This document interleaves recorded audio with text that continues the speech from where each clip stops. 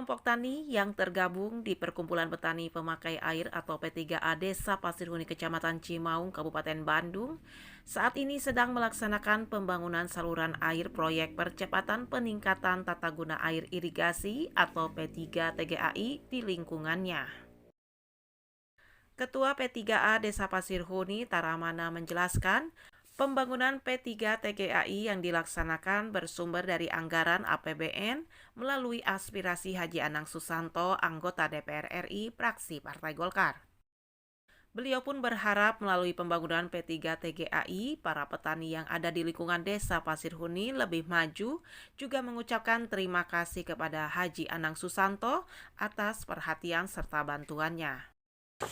Dari anggaran APBN aspirasi Bapak Haji Anang di DPR RI Pusat di aspirasi Golkar sekitar 681 meter.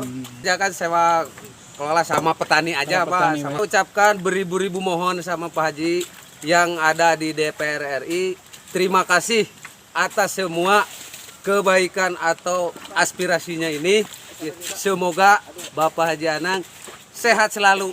Ucapan terima kasih juga disampaikan Haji Itar selaku tokoh masyarakat petani kepada Insinyur Haji Anang Susanto, anggota DPR RI fraksi Partai Golkar, atas bantuannya, dengan harapan melalui bantuan pembangunan P3 TGAI tersebut bisa bermanfaat bagi kemajuan para petani dan masyarakat yang ada di lingkungan Desa Pasirhuni. Sangat berterima kasih kepada Bapak Haji Anang, anggota Dewan dari Partai Golkar dari Pusat DPR RI ya, yang mana telah memberikan bantuan aspirasi khususnya dari Partai Golkar untuk pembangunan saluran ini dan mudah-mudahan bermanfaat bagi warga masyarakat di sekitar Ciawitali ini dan khususnya Desa Pasirhuni.